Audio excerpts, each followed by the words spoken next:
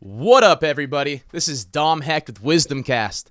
Today's guest is an absolute legend in the film community, Samuel Hargrave.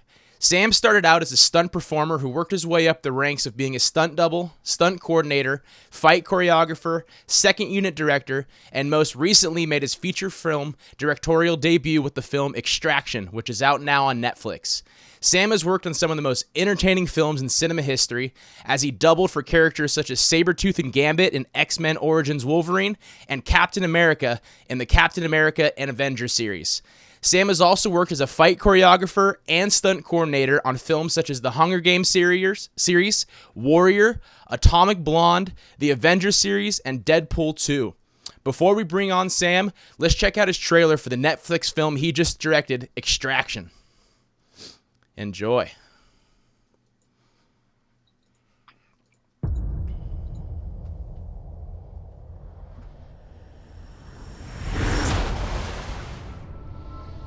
You're hoping if you spin the chamber enough times, you're gonna catch a bullet.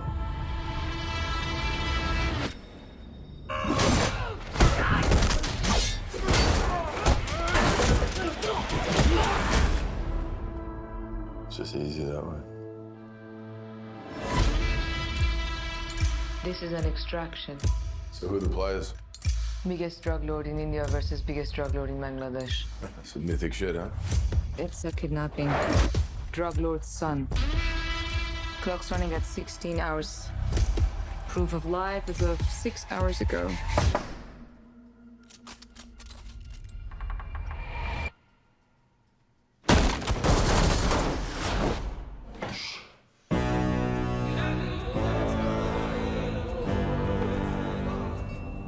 You want to survive, you do exactly as I say.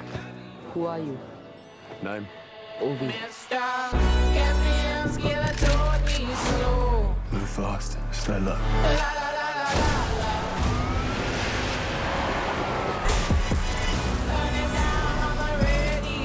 Something's wrong. The city's on lockdown. Yeah, no shit! The job is fucked, Tyler. Tyler. Just find my money. That kid is a walking corpse. And there's no way to protect him. You have a family. Yeah, son. He died a few years ago. The best thing you could do for that kid would be to put a bullet in his brain. We can send a chopper and get you out. But you gotta leave the kid behind. Are you gonna leave me in the street? I'll get you home.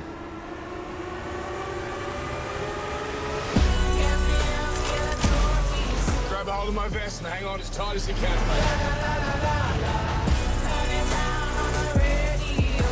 Kid, you trust me?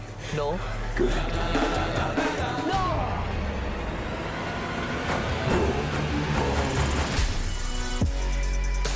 Are you always this brave? I'm not brave. You rescue people? Sometimes.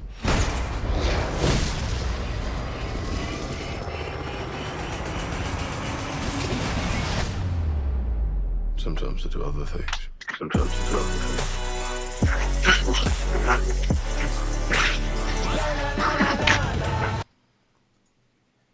And here he is, the man, the myth, the legend, Sam Hargrave. How you doing, man? I'm great, Dom. Thanks for having me on the show. Absolutely, man. I kind of mentioned you before, but just wanted to say again, I really appreciate you coming on. I'm a huge fan of yours, being a stuntman myself. Just watching all the awesome stuff that you've done throughout your career, it's amazing, and I'm so excited for you getting your opportunity to direct this film on Netflix, Extraction. So great, so much great action, great story, great character development. Just everything throughout was awesome, man. I really enjoyed watching this film. Thank you. I appreciate it. Yeah, I mean, it's been a while since I've seen that trailer. You pop it up there, and it takes me back. It was a very challenging but rewarding experience. I'm glad you enjoyed it. Yeah, and you guys actually did shoot this whole thing in India, that's right? We shot the part of it in India. We were in India, Bangladesh, and Thailand. So we were kind of all over the place. Oh, nice. That's sweet. That's sweet. Well, I definitely pulled up a bunch of stuff that we'll go through later on. But one of the first things that I definitely want to go into and talk about is an initiative that you're working on right now called Half Cut. So, from my understanding, it is the Daintree Forest. You and Rachel McDermott are raising some money for this. You could probably tell a little bit better. Tell me about what this is. Yeah, well, I'm involved with a charity called Half Cut. It's an organization that's trying to raise money and awareness about the fact that over 50% of the world's rainforests have been lost. And so it's kind of like Movember, but for the planet. So, rather than grow the mustache, you shave off half of the beard, or as you have done, and I appreciate, you braid half of your hair. If you I had to can't rock commit that to for you. And I appreciate it. Thanks for the support. But so that's kind of, part of it that raises awareness, because if you walk around with, half of your hair braided or half of your face shaved, people go, what is that about? And that then allows you to spread the word and say, like, half of the world's rainforests have been cut down. And we're trying to, one of those rainforests is in Queensland, Australia, the Daintree, that, is home to just millions of diverse species of plants, animals, insects, birds. So it's a way for us to. It's also, I mean, the Half Cut is part of the raising awareness. The main thing is raising money so they can buy back, a portion of that forest and return it to the traditional landowners, the Gugu Yalanji tribe. And so that's the goal. And we've, so far as a kind of, in total, we've raised over 100 and I think it's $15,000. The goal is like 220 to buy back 21 acres of forest. So it's just, it's a little bit, but every little bit helps. Every great journey starts with a single step. So we're trying to do what we can to help the planet. Yeah, no, that's awesome. Right when I saw it, I definitely wanted to reach out and help take part, because it's actually crazy. 4 years ago on this day, I was actually living in Queensland. I was living there for about 3 months. And so I pulled up a little bit map here. So this is where Daintree is, just so people kind of know the area we're talking about of Australia. This is Queensland here. So I was actually staying right outside of Brisbane in a place called Redland Bay. And so 4 years ago, my buddy and I, we did the thing where you rent a van out there. It's really common out there, and you kind of just drive up the coast here. So it's about a 25-hour drive. So we went straight up to Cairns, and we went snorkeling at the Great Barrier Reef up there. And then the Daintree Forest is just right above that. And they got hit hard by some fires. I mean, right now in California, we have a bunch of fires going on. It's crazy. So I think it's really great that you're helping, protect these species, protect this nature. Watching the videos last year of all the rainforests being burnt down across the world, honestly, was super just depressing, because, everyone's got their things they believe in, but in terms of protecting the world, that should be important to all of us. So I like that, you are an important person who has, a certain amount of power where you can influence, and putting it towards something like this, I think, is really great. And I want to commend you for that for sure. Thank you. Yeah, I mean, it's part of I think it's part of all of our duties to kind of stick up for the planet, because there is no planet B. That's one of the slogans that we use. But it's so we got to do our part to protect and preserve what we have here, and just be good stewards of what we've or have been allowed to, where we've been allowed to reside. Which we're all just kind of borrowing here. We're on borrowed time anyway, so. It's not ours to do whatever we want with. I don't think it's everybody's. Like we're all part of a bigger picture here. And so we should take care of what we have while we have it. And I think do our best to leave the place where we're at better than when we found it. So we're trying to do our little part. You can go to my Instagram page or Rachel McDermott's Instagram page and hitting the link in our bio to donate. And every little bit, is helpful. Even for $2.50, which is less than a cup of coffee, you can save 1 square meter of rainforest. So yeah, that's great. And initiative. I'll make sure to take the link too, just so everyone knows, and I'll put it in the caption of the YouTube video too, so you can get it there. You can get it on his Instagram, so go ahead and definitely check that out. And if you have the means to make a donation, it's going to a good place, so definitely do that. And just so you know, have you been to Australia? What's kind of your relationship with Australia? Because me living there for 3 months, I absolutely love it out there. I love the people. And I mean, come on, Australia gave us Hemsworth, Hugh Jackman, and Steve Irwin. So you got to love Australia a little bit. Come on. Yeah, I mean, I've worked with a lot of great Australians. I actually my first trip down there was in 2007 to work on X-Men Origins Wolverine, Oh, and so nice. I got to work with Hugh Jackman and see a lot of Australia. I have yet to make it to the Daintree personally. Like I met up um, with Jimmy Hathcote, the guy who's kind of running this campaign. He and his team, and he reached out to me when I was doing another charity kind of based in Australia called the Beard Season, where it was raising awareness for melanoma. So I shaved my beard as like part of get your skin checked. And Yep. he reached out over Instagram. We kind of became pals, and then he had a really, I thought, I still think a very strong cause, and he's very passionate about it. And I wanted to do what I could to help. But I think, I mean, I've got a lot of friends from Australia. I mean, obviously the star of Extraction, Chris Hemsworth, is from there, and we're good friends. So, and again, it's not just that it's Australia. I mean, I want to help out everywhere. I mean, but Yeah. this particular one is close to my heart because of so many friends who are over there, and I had a great time in Australia. So this is just, like I said, the first step in a journey of conservation to try to help the planet. Yeah, no, this is a great starting point for sure, and I look forward to seeing what else you can do to help the world as a whole. That's awesome, man. I really do appreciate that. My pleasure. Well, diving into the film side of things. So when I was kind of setting up this interview, I was like, my God, I could make this like a 5-hour episode with the amount of work that you've done, man. Don't worry, I won't do that to you. but just kind of going through your Yeah, don't do IMDb. that to the viewers.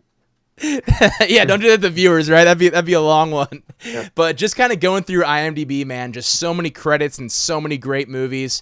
And I just kind of wanted to talk about, your journey of being a stuntman, an actor, and moving up the ranks. There's a whole wide list of films here that we won't even be able to touch on.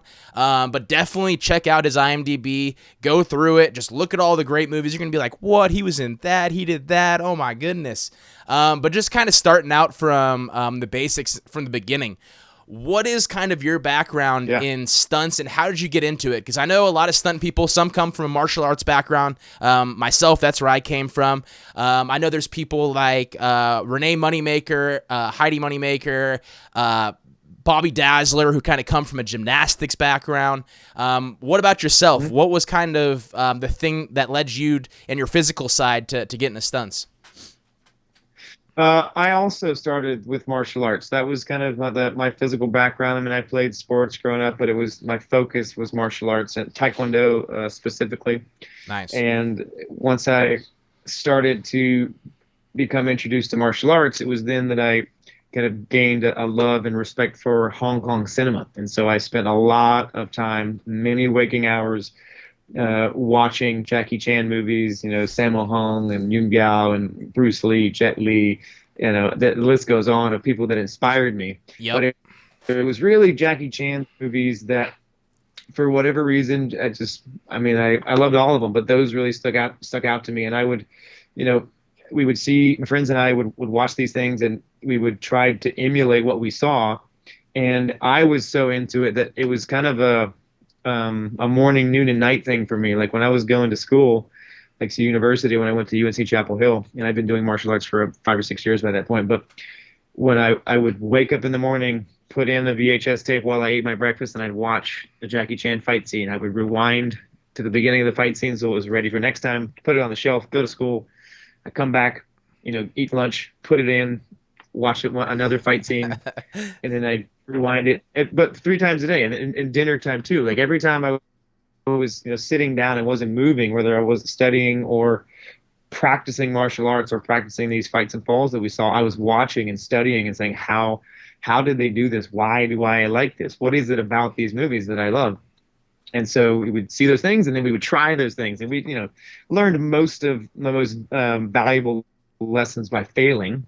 Yep. And gosh, there are plenty of videos of some of those, but I wish I had more of just the times that we tried to do things and absolutely failed. And that was how, they kind of led me to film school, was a way like, oh, this stuff's not working. How do I get better at all this? And so go to film school, and truly it was almost the reverse of what the normal education process is, which normally you go and you read about it, you study it, and then you do it. We were the opposite. We were doing it. and like, then I'd go to class and I'd have the light bulb of, aha, that's why it doesn't work. Yep. But I learned, I remembered it, and for me, that was my process, and I remembered it, and so it was martial arts leading to Hong Kong cinema, pushing me in the direction of film school, and it was there that kind of, the physicality of stunts and action came together with the filmmaking side of things, and that was what led me to Hollywood. Wow, that's great. That's honestly, I had a similar circumstance where, I mean, I've always been a Jackie Chan fan, all those big Hong Kong martial arts films, but the one that really pushed me over the edge to go full on with this stuff, because Jackie Chan, I was pretty young, and I was a big WWF fan. I loved action movies, ever since I was a kid. But ever since I started watching Donnie Yen, when I started watching the Yip Man movies, that like changed my life. Where I was like, and because I was training martial arts pretty consistently at that point too, and I was like, man, like I don't like hurting people that much, but I love martial arts, and I would love to be able to like show that skill set somehow. And then I ended up finding a group of friends out here in the Bay Area. His name's Michael Fredinelli. He's part of Wild Dog Productions. The guy's made like 35 full feature films already. I ended up getting in with them, and they started using me for their movies, started giving me like, get shot and fall here. You think you can help us out with the fight scene here? And then from there, my journey just kind of, started, and it's been amazing. Moving to this, I found this previs video. So this is from Winter Soldier. So this was, so I know Wolverine was your first superhero movie. That's right? That is correct. Yep. And then from there, you went into Captain America, Winter Soldier, and you started out as a stunt double for Captain America, right? I did, and actually, my first Captain America role was in the Joss Whedon Avengers movie, which was before the Winter Soldier. Chronologically, we shot that one in 2011.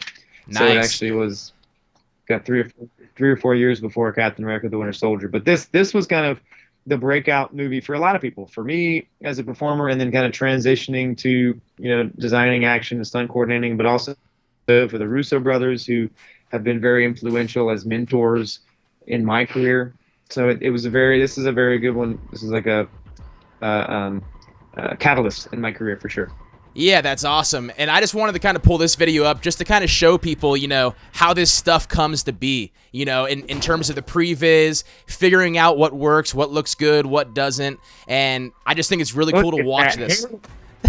I know.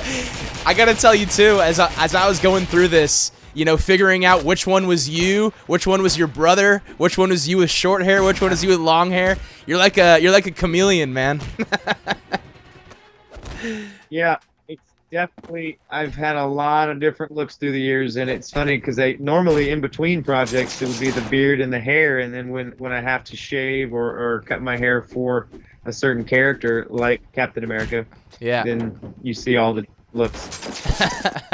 Yeah, I think you probably have the same mindset as me, where it's like grow it out as long as you can, and then if someone needs you to cut it, you'll trim it up for them, Yep. Yeah, that was something I learned early on in the business, when they would say it's easier to take it away than it is, and more comfortable than to have to wear a wig or a beard throughout shooting. And I've done that side too, and it is not fun. Yep. I like letting it flow. So who is this that you're working with here, by the way? That's James Young. He was the double for the Winter Soldier in this film, and he also was one of the fight choreographers and on the stunt team. James and I, this is where I met him before, like at White Lotus Martial Arts Club in here in LA or in the Valley.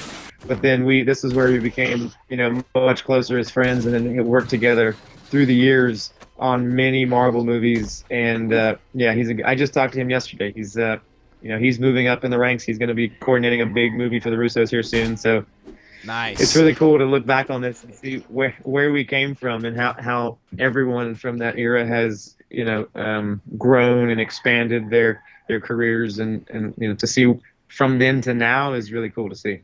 Yeah, that's awesome. This is the stuff that I kind of nerd out on, being a stunt nerd. Just finding these types of videos and just watching everyone like break things down and getting things started, and then watching it, watching the full movie and then seeing what it actually became is just I love that type of stuff. Yeah, no, likewise. So what I wanted to do too is, I know there's a lot of fight scenes you've done, a lot of fight scenes you've been in, and you've done a lot of interviews where you've talked about those fight scenes. So I wanted to change it up. Sure. And don't get me wrong, those videos that are out on YouTube, watch his interviews where he breaks down how fight scenes are done. You know, a lot of my friends out here in the Bay Area watch this. Check out this guy breaking down his fight scenes. It's awesome. But I wanted to see what you thought of one of my fight scenes. So this is actually the first fight scene I ever did. Yeah, exactly, right? Something new. I had to keep it fresh for you, you know? But just to give you a little bit of background on this, so this is my friend Michael Fredinelli's film Blood Relative. We're about to hit 2 million views on YouTube, which is really awesome. And the guy I had this fight scene with is Master John Azuna. He's super talented. He was a professional world champ Lei Tai fighter. And this is actually the first film we worked together on. And we've actually worked together on we've done about 5 fight scenes together now. So I just wanted to show this to you. This is my debut on my action side of things. And, you know, just give me your thoughts. Let me know what you think as it's kind of going on. All right. This is me with my shorter hair, too. Yep. And so, together, or was that your? Sorry, I couldn't hear you for a second. Say that again. I know there's a lot of great grunting, and I love, and editing wise, I love that about it. Like because normally sometimes, you know, when you pull out the sound, you kind of lose a lot of the impact. I love that you guys kept that. But who designed this? My question for you: who designed this bit of action? Was that you, or was that the two of you working together? Or yeah. How did you? Yeah, on this one, John definitely took the lead, but we kind of have the relationship now where we go back and forth. He definitely came up with the concept for this, and then I would kind of throw in things. I had just started training jiu-jitsu at this time. This was probably like 4 or 5 years ago. So right here, I was like, oh, let's throw in a little bit of jiu-jitsu here. So it was really open-minded going back and forth, but he is so talented, so he definitely took the lead on this, and then I just added in things where I could. And now we have a good relationship where we fully understand each other's abilities and stuff, and now we go back and forth whenever we're doing scenes together. Okay, cool. Yeah. See, my jiu-jitsu coach would be mad about how I held his hand right there on the arm bar. He told me that as he was watching this. Yeah, a little space. You want to get rid of the space. Tighten up there. Yep.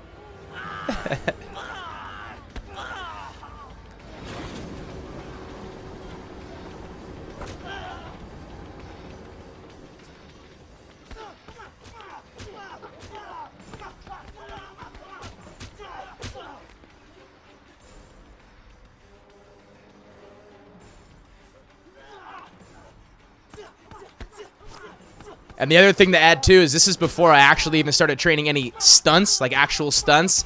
So I was doing no pads. I had no gear. I didn't have a gear bag. I had nothing at this point. Yep, there it is. We've been there. Yep. Overall, I'd say like it's good. It reminds me of some of the you can tell where the point is. You can tell where your influences came from. Some of the Donnie Yen, like the Hong Kong style, and a lot of the martial techniques like that, the eye rake, and a lot of those. But I think, gosh, like for having there's no training, like your reactions are spot on, and you guys were doing, like, you can see a lot of times, when somebody's ducking and the other guy swings over, sometimes you're just big high looping punches because you're scared of hitting the other guy. You guys were, some of the hits look dangerous. Yep. So overall, it's like, especially for early days, that's solid. I'd be proud of that. I'd have that on the internet. I would attribute it to definitely the guy that made this film is super talented. So, a lot of the work comes in the editing room, and he is super skilled. And then the Donnie Yen might come from the fact that John, the other guy in the scene, he's a Bok Fu Do, is the Chinese martial art that he trains. So that's kind of his background. So it is a lot of those types of things. Yeah, but I was going to comment on the filmmaking side. I enjoyed that you could wide enough to see what was going on, because you guys obviously have martial arts skills, but then also to not be afraid of the close up, to go in there for moments with the characters. And this cutaway of the guy watching was an interesting, and then shooting that one shot from over his shoulder as a point of view. I thought that was a very interesting perspective. So yeah, I like that one. I like overall, that one too. Yeah, that's awesome. I'm glad you're able to check it out. Well, I got one more short one here. It's a short little 1 minute one. This is actually one that I made. This is my house I lived in 2 years ago, and we were just about to move out. And so before we were going to move out, my birthday was coming up, and I was like, all right, I think I can guilt trip enough of my friends to help me make a short film in my house before I move out. So I got a bunch of my buddies together. The same guy that directed the last film, he actually helped me edit and work camera for my short film that I did, which is absolutely amazing. And then we kind of put this together, and this is one of the clips from the short film that I made. And this is actually my directorial debut on my short film here. Okay. All right, let's check it out. Basic concept of this is I'm going through a house taking people out.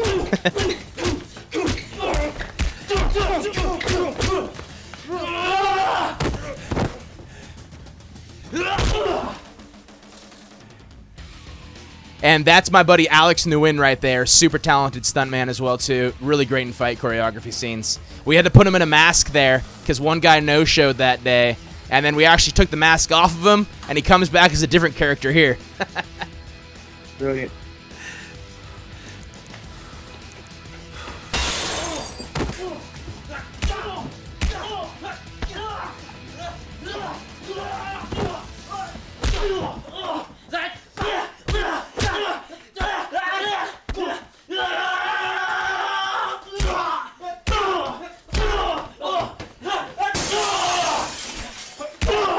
So this is our Raid 2 inspired kitchen fight scene.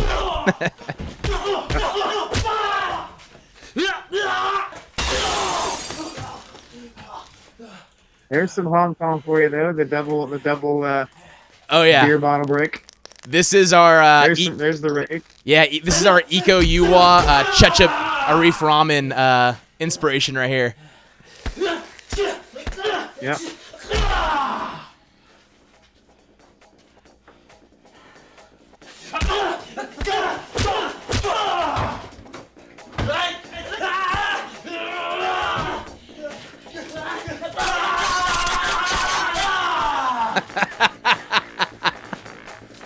Got him. Got him. So what'd you think, man? What'd you think? How do we do?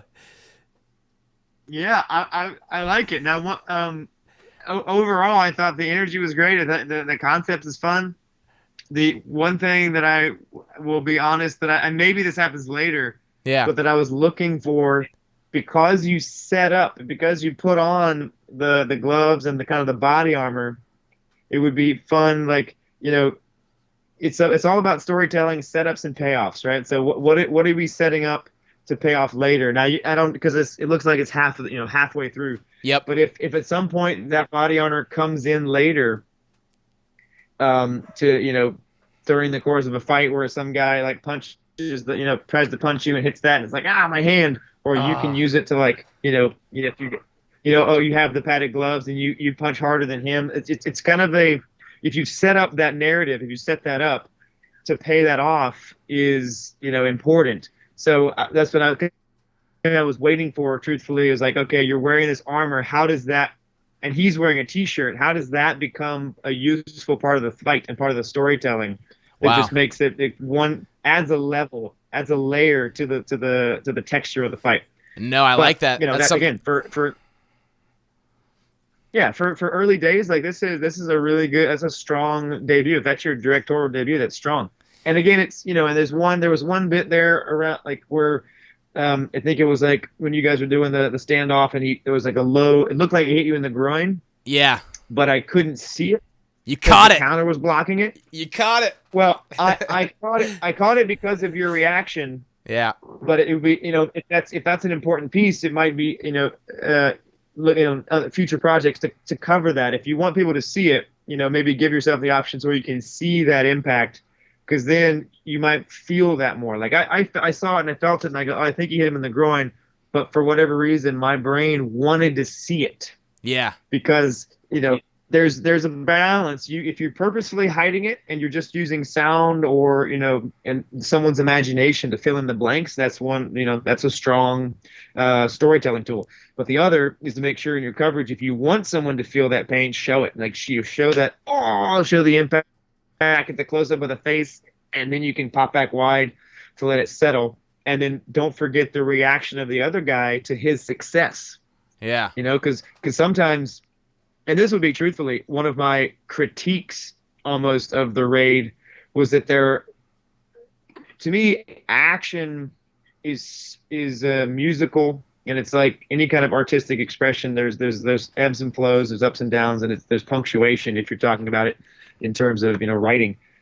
So you want to make sure to have the pauses and the check-ins with the characters to see how they're feeling, because if it just becomes a bunch of moves during the course of the fight, you get lost. And this is something Chad Stahelski has said, and absolutely correct, is that name 5 moves in a row, 5 sequential moves from any martial arts movie that you've seen, probably 100 times. My guess is you probably couldn't do that. To just name that just in memory. But what you will remember is those character moments. People remember from the Matrix. What do they remember? They remember this bit, little that bit. That's what they remember. Or bullet time, like that one moment. They're remembering moments, character or story moments within the action.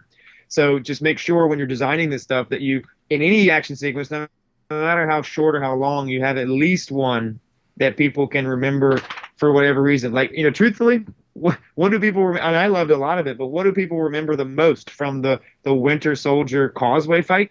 The little knife flip that James came up with, just pull it out and flip it through his fingers. Like, people remember that stuff. Is that a big choreography move? No, it's a character defining move of how comfortable this guy is with a knife. Or the big, they remember the big knee that I did that smashed James into the car. That's a big move. The fight moves, there's only so many ways you can kick, punch, and throw somebody.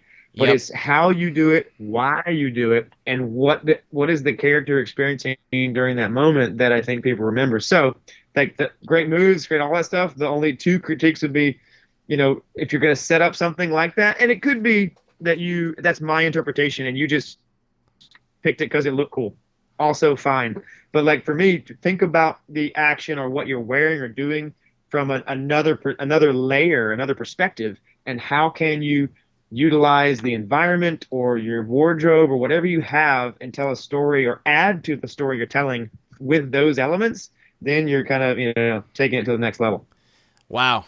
I'm thinking to myself, I should have brought my notebook, but luckily this is being recorded here, so I can rewatch it later. But no, I really like the idea of almost developing a character out of the wardrobe. That's something that is super unique, and you definitely do that in your film. So that's something I'm definitely going to take note of and think about. And then definitely those explosive moves are what people remember. It's that, like you said, the big knee, or in Raid 2, how we mimic the standoff. Just the standoff is a huge role. Mm-hmm. So you're right. Those are really good things to think about. And man, I'm glad I did this because I appreciate that advice, man. I'm definitely going to take that to heart and, find ways to implement that into future scenes I'm doing for sure. Thank you, man.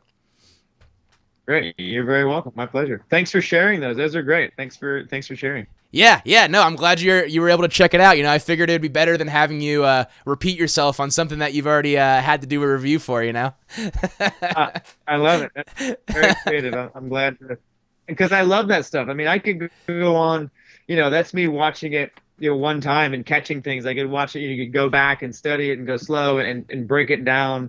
Yeah. Piece by piece. And again, anything that I say truthfully should be taken with a grain of salt because it is an opinion. Yeah. It may be an opinion based on years of experience and doing things, a way of having success or not, at least in some people's eyes with that method. But still, that's what makes art so interesting and so unique. And it's subjective because some people who, love Rob Roy, may not love the way that they do fights in, from what's the swashbuckling style of Errol Flynn. Like that, it's just different. I don't think you could say one is right and one is wrong, just like Jason Bourne versus John Wick, like the way they shot it. It's not like, I don't think it's right and wrong. Now, for certain action fans, being able to see the action is important. And for me, that's been important in my career. So is it right? No, but you might be like, my experience says people enjoy that. But then, still the Bourne series is one of my favorite action movie series of all time. So, and there's a certain, so how do you say one's right and wrong? You can't. But so the point is, what I'm saying, if it's useful for you, great. If it's not, let it go, because it's just one person's opinion. Yep, absolutely. No, like you're kind of saying, everyone's kind of got opinions. Obviously, I'm going to value yours a little bit higher than most because you do have such an extensive background. But I'm definitely going to take note of those things and just think about it moving forward and just find ways to, I'm sure I'll be doing something at some point. I'm going to be like, you know what? I remember Sam said this, and I bet you if we did this, it would look so much cooler, So you've kind of just planted that little seed, and whether I use it or not is up to me. But I do appreciate that, man. That's really awesome. You're very welcome. So moving back into your stuff. So Captain America, right. You started off as a double for this. What was that experience like when you kind of got that role? Like, what was going through your head? Who kind of gave you the role, and how was it overall? Yeah, that was a really interesting time, a great time in my career, because when I got the call from R.A. Rondell, was the name of the stunt coordinator who was doing the first Avengers film. And I knew of him by reputation and some of the people that I'd worked with, and him just being a legendary stunt coordinator and just a really cool guy. And he was. And so he offered me that role. Now, what was very intriguing and, career defining is at the same time, I was also offered the role of, the stunt doubling job to be in the third and final Nolan Batman movie in the suit as Batman. What? So that's a tough decision there. It was so hard for me because I'd grown up idolizing Batman. He was one of my, because I used to love Zorro, and he's just like a Batman, but further back in the past. And so, I love Batman. I love what Michael Keaton did with Batman, and I love Nolan's version of Batman. I was just so stoked. For sure. So then to have that opportunity, it was like, oh man, I was pulling my hair out. I didn't sleep for 4 days trying to decide. And what was actually R.A. Rondell, I'll never forget it. He was such a great, mentor, and just his take on it was, because I told him, I was like, hey, this opportunity is also coming up. Like, what do you think I should do? He's like, well, if you can find someone better than yourself to, replace you on this job, great, you can go. And so then you start thinking, you're like, wait, better than me. You start calling around, and you're like, wait, I'm the best. And so he just did, it's just the Jedi mind trick of an old stunt coordinator. And that was one of the reasons, just because someone who has that kind of, who wasn't clinging to you. He wasn't like, you can't go, but he was like, no, you with my blessing, but think about it in this way. Yep. And so I thought about it a lot, and I was like, you son of a gun. But also there were other factors that, played into it. One being, and the important one, I think, being that the Avengers was something new, something that was being built. Yeah. Something that was had a long kind of trajectory ahead of it, whereas this was the third part of a trilogy. The end of it.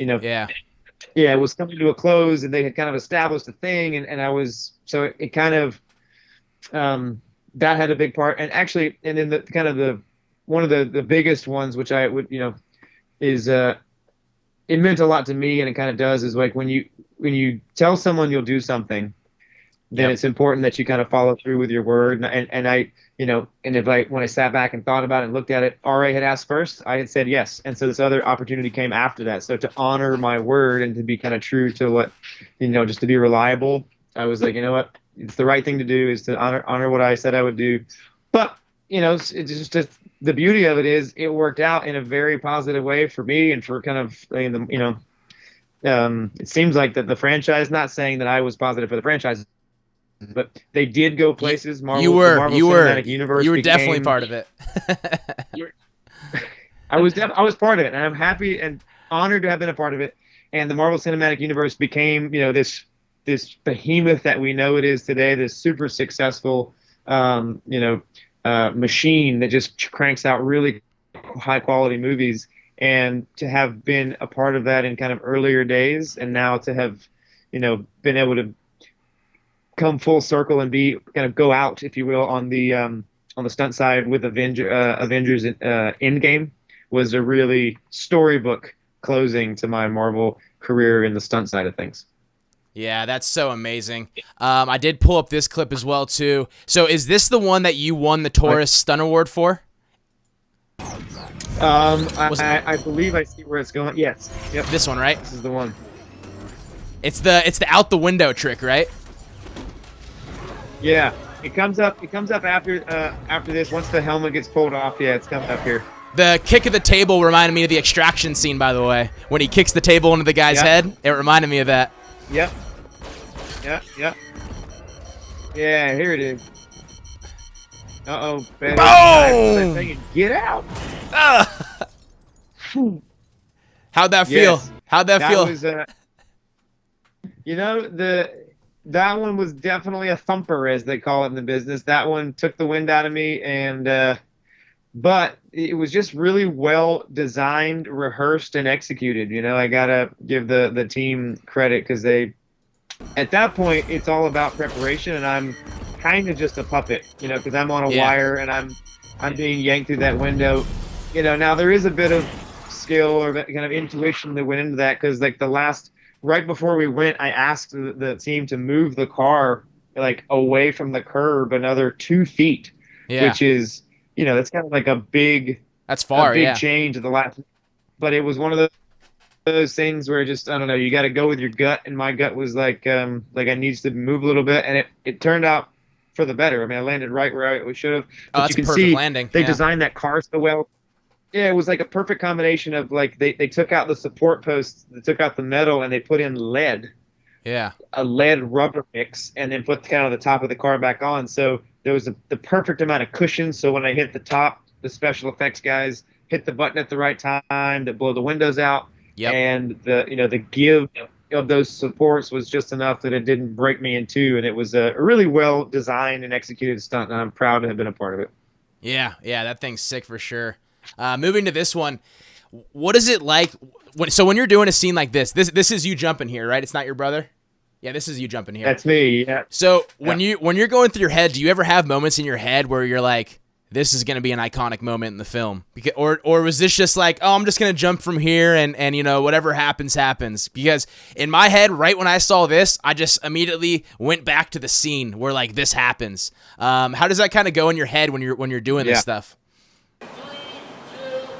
You're always wanting to make every moment as memorable and as good as possible. That's, I think, my job, or our job as stunt performers, is to take your little part, your job, and you're portraying a character. In this case, Captain America, an iconic, comic book character, and you want every moment that he's on screen to be as memorable as possible.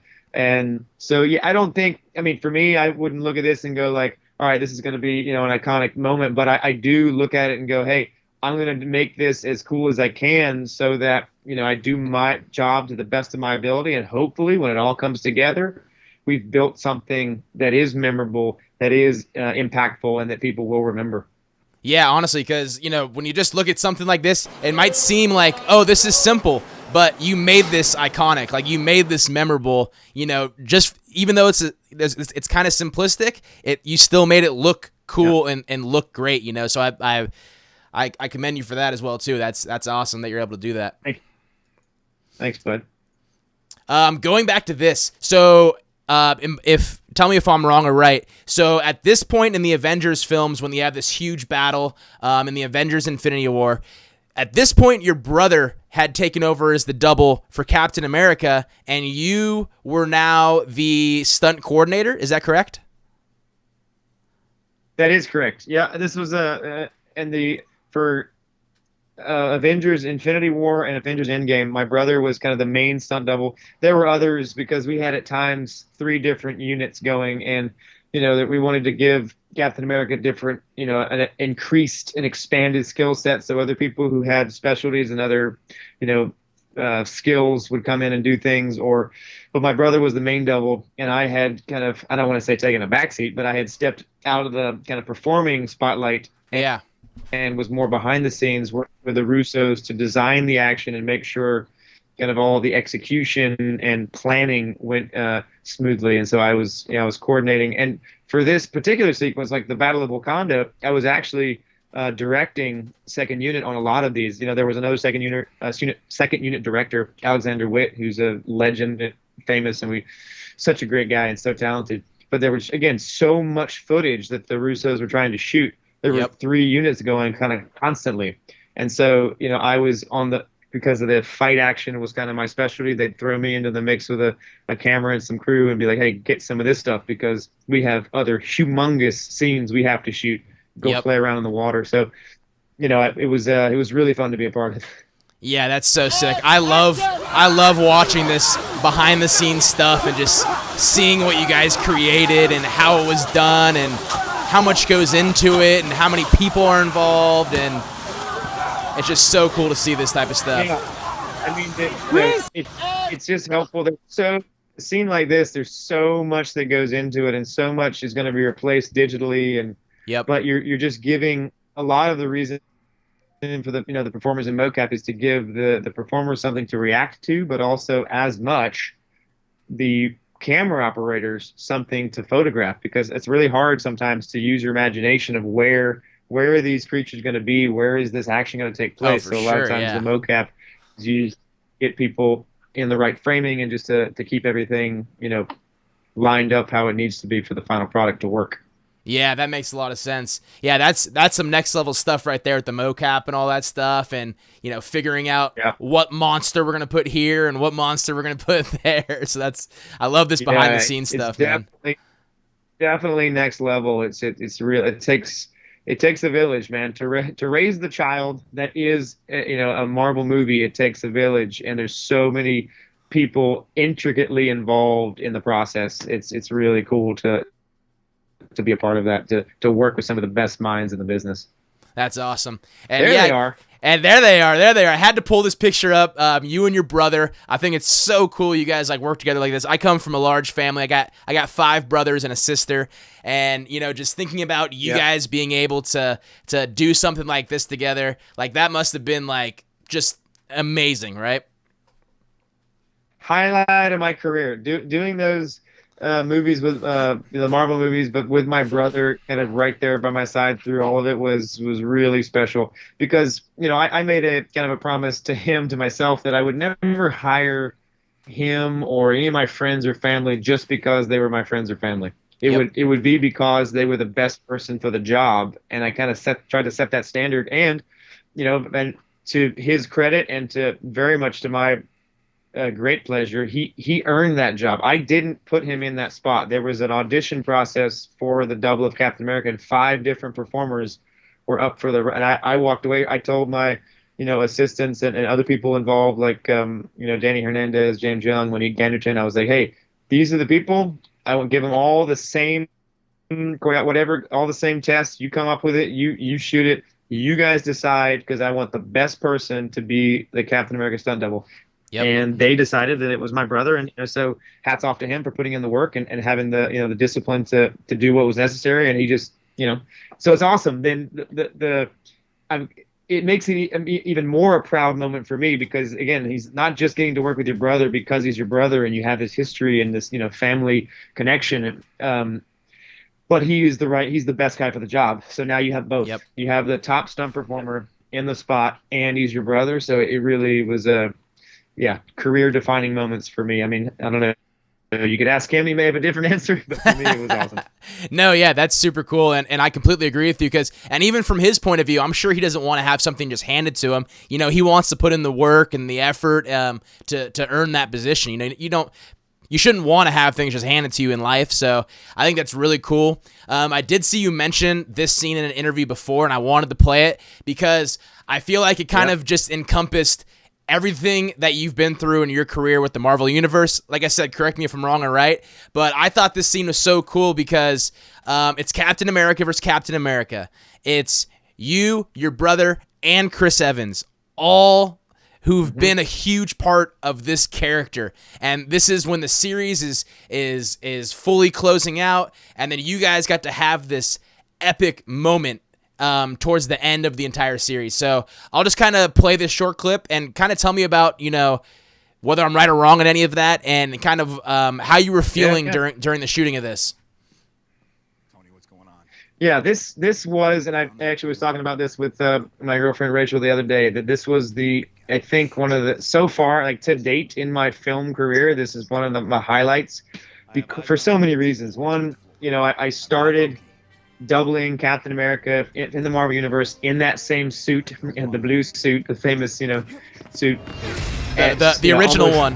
At this time, it was like 7 or 8 years ago. And then to be, I helped design the set, and I was, I directed this sequence of 4 days of shooting.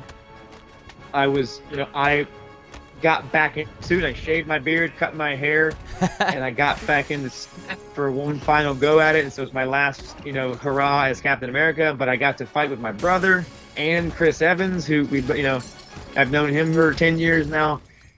And my dad was there. He came into town for the shoot because my brother and I. Yeah, and my brother had just had his son, so he was there. And it was like 3 generations of Hargraves in this huge Marvel cinematic masterpiece, and it was really just so many reasons that made this one of the highlights of my career. And I can't say enough fun and memorable things about this sequence that will always make it special to me. Oh, that's awesome. I love to hear that. Like, yeah, as I was watching it, I was looking into who was part of it and all that type of stuff. And just to hear that, like, I'm happy for you. You're able to have, that moment and being able to do something like this, because it came out amazing. And I'm just loving the character Captain America, and just all the heads that were behind it all coming together for this scene, I think is just so cool. So cool. Cool, man. I appreciate that. Yep. Just Captain America. Just pulling up another image of Captain America here. Epic. Is that you? Is that you in this one? Yeah, that's me putting the smackdown on my good friend Fernando Chin. He was there that day, and I got to lay the shield on him. And sorry, Fernie. happens, right? And then this is you behind the scenes and showing what you do in terms of the second unit. Were you working second unit on this one? I was, yeah. This is a part of the end of Infinity War, and this is a sequence that I was, asked by the Russos to direct. But again, getting to kind of get in there with the camera and work with Chris Evans, and he's such a talented dude, and he's such a professional. And Paul Bettany, playing Vision, like just being there with these guys, it's like to work with actors of that caliber and performers of that level, it really forces you to step up your game. And it really is it's really just a blessing, because everyone is showing up to do their best work, and they love what they do. And so it makes coming to work exciting and fun. And it's the whole experience there at Marvel was really, really unforgettable. Just good people. Yeah, that's cool. And I think my next picture here, so I definitely had to pull up a picture of Joe Russo. I wish I had Tony Russo. You guys need to get some pictures together. I was trying to find pictures of you guys together. There's not really any out there, but I know. It's true. right. And I know, so I had this because we're going to talk a little bit about Extraction after this. So tell me about your relationship with the Russo brothers. Did you know them before you even came into the Marvel Universe? Because just so anyone who doesn't know, Joe Russo was the writer. He wrote the script for Extraction, correct? And they also made you a second unit director towards the end of things at Avengers. So they must have really appreciated your work. Tell me how that relationship kind of started, and how you kind of excelled so quickly, up the ranks and gaining their respect, and kind of what all went into that. Yeah. I met them for the first time, Joe and Anthony Russo, on the set of, or I guess pre-production for Captain America, the Winter Soldier. They had done other movies before that, TV shows, but nothing of this level. But they went in and pitched hard, and Kevin Feige gave them a chance, and they just crushed it. And it's what is still one of my favorite Marvel Cinematic Universe films in the Winter Soldier. But I was a double, and I had done, like I said, the first Avengers movie, and so Marvel actually called me in to double Chris because they, I guess, had liked what I'd done. And through the process of working with the stunt team and doing the fights, and then seeing how the brothers gave their input, and then I think the moments came, or the real moment came on the causeway when we were doing the the fight between Captain America and Bucky, and it was, I think it was because I know for some directors, annoyingly, as a performer, I would be very close to, because I don't just do what my do the stunt and then go sit in my trailer or go sit by craft service or whatever. I was always around the monitors because I wanted to learn more, and I wanted to see how these super talented directors, how did they conduct themselves, how did they deal with problems, why were they using this lens when they used it, what was the process? And so I'd always be around. And I think they caught up. I think they caught on to that I was very interested in learning, but that also, that I had some ideas that were not only rooted in, like a cool move, but it was oftentimes based in, character or story, which is kind of what I, through my career, I've tried to pride myself in, of really developing the character or progressing the story through action. Excuse me. So I think it was during that sequence where I got to kind of show some of that stuff. And then after the film, they called me directly and said, "Hey, we would like you to, to come help us design and coordinate the action for Captain America: Civil War." And I was, through the roof. I had done stuff with, on the Hunger Games franchise and the host, like other coordinates. So I had 3 or 4 stunt coordinating credits. Some big ones, like the Hunger Games, were $100 million movies. But oh yeah, it was just a different level, and the spotlight, was very bright on Marvel, and especially these guys after the success of the Winter Soldier. So to come be asked to put something together to kind of take that to the next level on the Civil War was kind of very daunting, but also a challenge that I relished, and they were amazing to give me that opportunity. Yeah. And so on that show, when designing, they kind of, I think, first asked the question, or I might have said it, that I'm going to direct movies, and not just like I want to do second unit. And I had done my first second unit on The Accountant back before we did Civil War, but I was just looking to get as much experience as possible and absorb as much as I could from these guys, because they're brilliant. Like they've been there and done it. And it's so funny that people say, "Oh, it's this sudden rise," or like, "Where did they come from? It came out of nowhere." Well, they came from the places you didn't see. It wasn't nowhere. They'd been writing, directing, actors and episodes of TV for many, many years, almost a decade. Like they'd done 2 feature films under their belt, so that they had experience. It's just people weren't aware of them and what they'd done, not at this level. So Yeah. all of their, this sudden rise to fame, or to the sudden discovery of their talents, was not at all sudden from their side. They had to put in the work. They had to pound the pavement. And so, I guess it's similar with people like, "Oh man, how did you get Extraction? How did that come about so suddenly?" Well, it was sudden if you don't know the backstory, but if you do know that for 15 years I've been like doing the stunts and researching films and trying to like learn as much as I could, and directing all these fight viz movies and these little, like the stuff that you did, these little short movies, and then having directors like the Russos or Chad Stahelski or David Leitch or Francis Lawrence entrust me with shooting and designing action for their films. During that process, I get to work with actors. I'm directing stunt people. I'm choosing angles. I'm doing the editing. Like I'm directing, and then getting feedback from some of the most brilliant directorial minds in the world. Yeah. And so that's like film school on the job.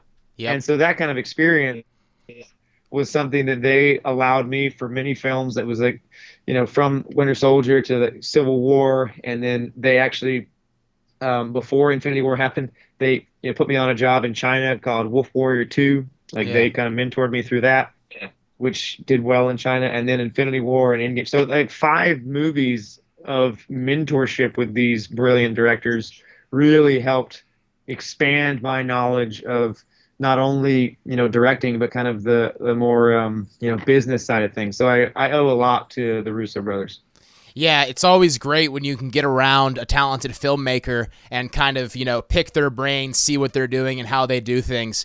I've mentioned him a couple times, the Wild Dog Productions people, Michael Fredinelli, just watching him work here in the Bay Area, and he's become one of my really good friends. And, we'll drive to set together, drive home and set, and I'll just be sitting there just asking questions, asking him. I've started to get into Premiere Pro and picking up little things here and there and how to do some edits and stuff like that. And I just love that, and like you said, people always go, how did you get into this? How'd you get this? And even for me, people ask that, and I'm just in small little indie films, but it's it's not luck. It's the harder you work, the luckier you get. You know what I mean? So it's all about opportunity coming at the right time and putting in that effort to making sure that when you do have an opportunity, you're ready to rock and roll. I like to say, I like to stay ready so I don't have to get ready. So I love to hear that story and kind of how that all happened. Great. That's a great saying. Stay ready so you don't have to get ready. And, chance favors the well-prepared. There we go. I love it. Just had to pull up this picture here. I love this picture, by the way, of you and Chris Hemsworth, talking through a scene. I'm pretty sure this is right before you guys did The Warner, which I have a short little clip of. Yep. But definitely tell me, what was it like to work with Chris Hemsworth? Obviously, you worked with him on the Avengers films, but having the relationship of being, the director and the main actor. Talk about maybe his work ethic, how great he is, and how you guys' relationship was on shooting this. Chris Hemsworth is awesome. I can't say enough great things about the guy. Not just his professionalism and collaboration as an artist, but then his personal life. He's just a good guy, and he wants to work with good people and do good things, and he's a good human being. So we got on well, and it was over the course of these Avengers movies, and we had our interactions, but it was all stunt based. Once he signed on to Extraction, we got even closer because we were working together to develop this character of Tyler Rake, and we both wanted to do something that was kind of fun and unique if possible. And he was always right there, and it took a couple weeks of, because he knew me as a stunt coordinator and second unit director, but the main unit director is a different thing. There's a lot more responsibility, a lot more trust that the actor has to place in you. And so once we developed that trust, we were a dynamic duo. We had the same goals and kind of approached things in a similar way, tried to keep it fun, but we were very focused, and he was right there every step of the way, to the point that during the Warner, he'd be shooting for a 10-12 hour day. After that, he would call us to do a rehearsal with the stunt team for another hour or two to prepare for the next day. I love that. And then even on Sundays, he would come in and work with me and the younger actor, Rudy, to make sure that we were ready for the upcoming scenes. He was fully committed, and I really appreciate his collaboration. Yeah, because I know he had the stunt double Bobby Dazzler for doing a lot of the big falls and a lot of the big jumps and leaps and stuff. But Chris did do pretty much all the fight scenes, right? The hand-to-hand combat. He did. I mean, he was in. It was awesome. It's kind of very much in a way, kind of like Jackie Chan, where he did all the big stuff, all the stuff that you would see his face. Yes, there are certain things we couldn't, insurance-wise, we couldn't hit Chris Hemsworth with a car. But no way. All the fight, all the fight stuff and all that physical. He's a really talented physical performer. Yeah. And he wanted to do as much as possible, and that was the only way that the Warner would work, is because you have to have him in there. And so he really rose to the challenge and wanted to do as much as possible, and we let him do as much as we could, kind of legally and safely, and he was right there every step of the way. Yeah, that's sick. I love to hear that type of stuff. You always hear about Tom Cruise, where he wasn't allowed to do certain things, so then he actually just became the producer, and then so then he could just do anything he wanted. Yeah. That man's wild, and I love it. I love his because he pushes the envelope, which I think is good for the business, good for the stunt community. It's great. I respect what he does. Yep, definitely. I pulled up 2 clips here too. So just to kind of show how crazy you are. I mean, you're a director, but you're like a stuntman director, where you're kind of doing the stunts with the stuntmen. So in this clip we have here, it's you and Bobby Dazzler. Bobby Dazzler's the stunt double for Chris Hemsworth in this movie, and it's you guys jumping off the roof. You're doing the same exact thing he's doing, but you got a giant camera in your hand. What kind of went in your head? Yeah. But in pre-production on all this, were you just kind of sitting in the room and you were like, listen, I have these ideas in my head how I want to shoot stuff, and it's not going to be like Martin Scorsese, looking at a monitor or something like that. You were in this thing, man. You were part of the action. Tell me about how that all kind of came to be. 3, Yeah. 2, 1, There. go. Watch it. There's Andy Steve. This is Deadpool. Go, Bobby.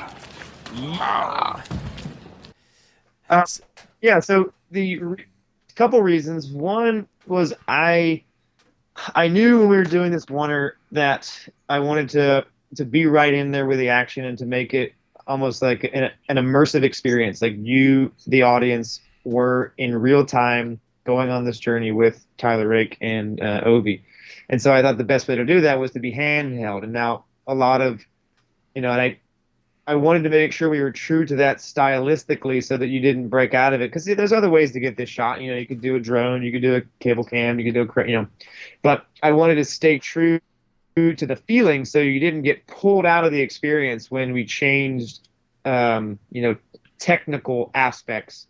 I didn't want people to lose the emotional aspect because of that. So I wanted to do everything handheld, which meant if the camera goes there, it has to be in someone's hands. So I figured the safest way and the way where, because of my background in stunts, I had a hard time asking, camera operators to do this, because if something happened, if someone got hurt, I'd feel terrible. Now, if it happened to me, I'm a little more used to doing this stuff and able to protect myself. For example, there's a, it's like a rhythm in a fight scene where you're focused, but your peripheral is working. So you're noticing, like, you have the wherewithal, like if a kick's coming too deep, you can get out of the way, or like if you're too far away, you can slide up, and it's kind of a sixth sense that naturally over years of doing things physically. You got that stunt intuition, pretty much. That stunt intuition.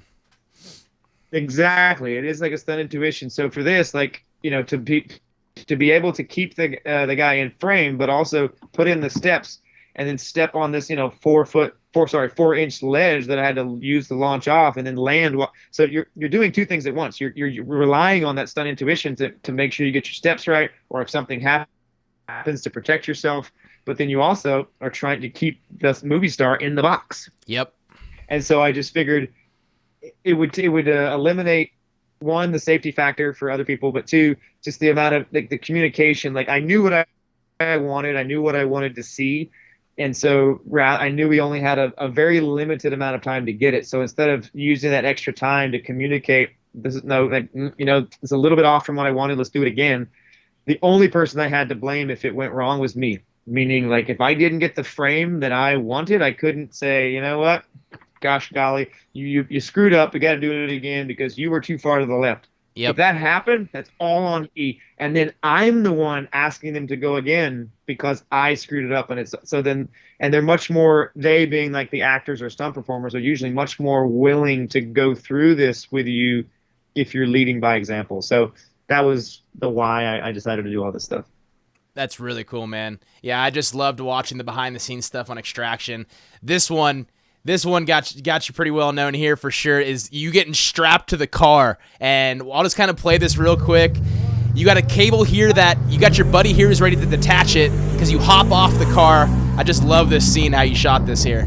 This is really next level stuff. Like, there's not really many other directors doing these types of things because, like you said, you got to have these certain abilities to be able to pull this stuff off.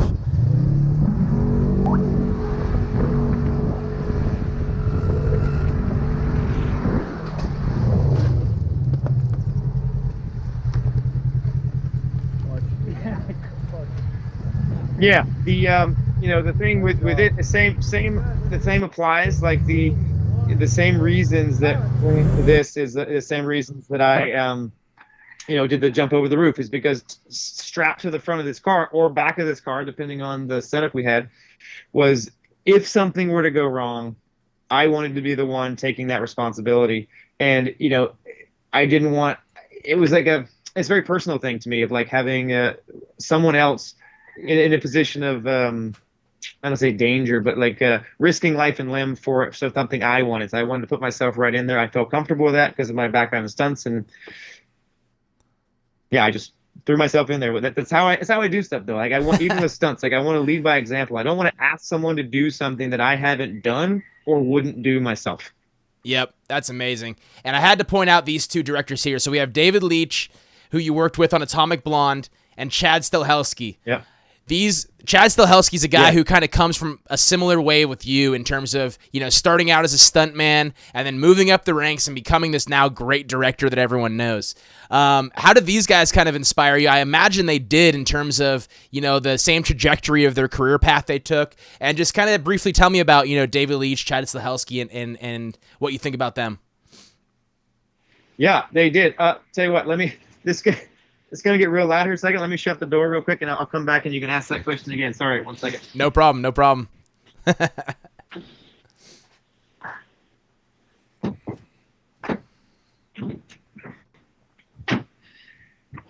Sorry, I got my friends coming to do help me do some cleaning up around their power tools are going, and it's going to get loud. No Sorry, problem. now it's dark in here. The door. Oh, my God. It's all good, it's all good. Just ruined. There we go. Okay. I met actually it was through stunts. I met Chad and Dave. They were to me like inspirations in the stunt world. Like when I got into stunts, they were doing. I think it was what were they? They were just finishing up on or just started like in 2005 or 2004 when I got there. They were off doing 300, I think, and they were designing action and for that and doing really just the kind of the pinnacle of their stunt career. And so that was like, those were the guys. And I got invited down to their shop, 8711, got to work out with them. And they very kind of had a similar trajectory to me. They were going from, stunt coordinating. When I was first getting into the business, they were transitioning into coordinating and fight designing. And then as I was moving up, they were just a couple steps ahead. They were second unit directing as I was trying to get into coordinating. And then they got John Wick in 2013. They shot it, or 14, as I was then getting into the kind of heyday of my Marvel universe. So I was very close with them personally. They're good friends, and they have been, just as the Russos have been mentors. I've known these guys for almost 15 years now, and so they've been great in mentoring me through the process because they've been through it, and they know where I come from, which is a similar place from stunts. And they know where I want to go, which is to direct films and produce films and kind of have like my own production company. So they all along the way, like Chad was right there. He was editing John Wick 3 in the same post-production house that I was doing Extraction in. So I would go, I'd go down and visit Chad, and he would have comments, and he'd say, "Hey, here's how I set up my desk to edit action." And I would go, "Oh," and I would use all of his little. He's like, "Hey, come down and watch the visual effects session that I do. Come do the sound mix. Come see what's possible so that the pitfalls and how to navigate this stuff." So he was super influential in my career. Yeah, that's amazing. You were able to be around so many great minds and kind of, pick things that you could, because it's definitely going to benefit you in terms of your filmmaking and what you're going to bring to the table. But just kind of wrapping things up. First of all, this picture is super epic of you, so respect on that. But just wanted to say thank you very much for coming on, man. I really do appreciate it. I'm so excited to see what you come out with next, whether it's in stunt involved or directing involved. You're a huge influence to me, and I know a lot of my stunt friends out here in the Bay Area. We really look up to people like you in the stunt community, and just want to say I really appreciate that, and thank you very much. Thank you, Dom. I appreciate you having me on the show, and I appreciate what you guys are the future of the business. So people who are coming up, now and doing all the kind of where I was, 10, 15 years ago.